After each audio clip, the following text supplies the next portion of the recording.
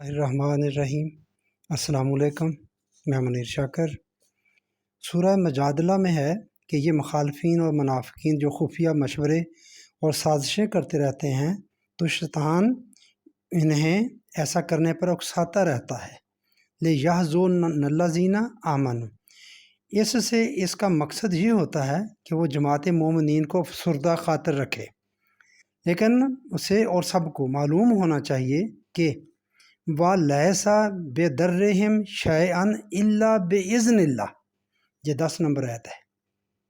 جو بِإِذْنِ اللہ، وہ بِإِذْنِ اللہ، شیطان اذن خدا بندی کے بغیر انہیں کوئی نقصان نہیں پہنچا سکتا۔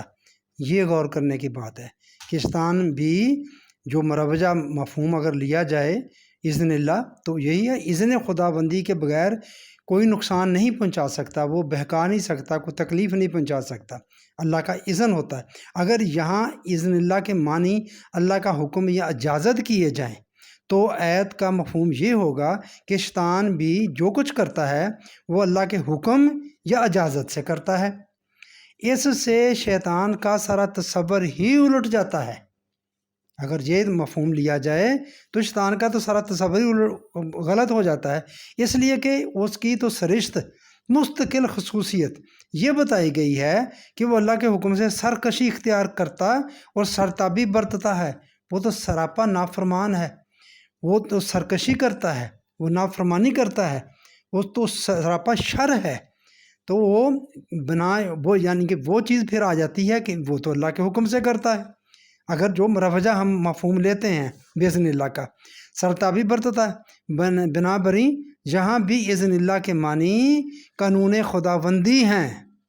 اور آیت کا مطلب یہ ہے کہ یہ مخالفین جو سازشیں اور خفیہ مشورے کرتے ہیں تو اس سے ان کا مقصد جماعت مومنین کی اظہار ثانی ہے، لیکن تمہیں اس پر یقین رکھنا چاہیے کہ قانون خداوندی کے خلاف کوئی کسی کو نقصان نہیں پہنچا سکتا۔ تم اس کے قانون کو اپنی نگاہ میں رکھو اور جو کچھ اس کے تقاضے ہیں، لوازمات ہیں، انہیں پورا کرتے رہو، تمہیں کوئی نقصان نہیں پہنچا سکے گا۔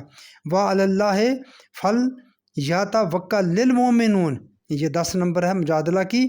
مومنین کا تو شعار زندگی یہ ہے کہ وہ قانون خداوندی کی محکمیت پر پورا اعتماد رکھتے ہیں۔ بس یہ بات نمایاں کرنی مقصود تھی بِإِذْنِ اللہ۔ جیسے ہم لیتے ہیں اس کا مراد وہ اس کا مفہوم نہیں، اس کا مفہوم اللہ کا قانون ہی ہے، قانون ہی کے تحت سب کچھ ہوتا ہے۔ ایسا نہیں ہے کہ اللہ اس کو اجازت دے دیتا ہے اور وہ بہکاتا پھرتا ہے، تو وہ ایسا نہیں ہے۔ اس کا وہ سمجھنا پڑے گا وہ قانون ہے جو جس کے تحت وہ سب کچھ کرتا ہے۔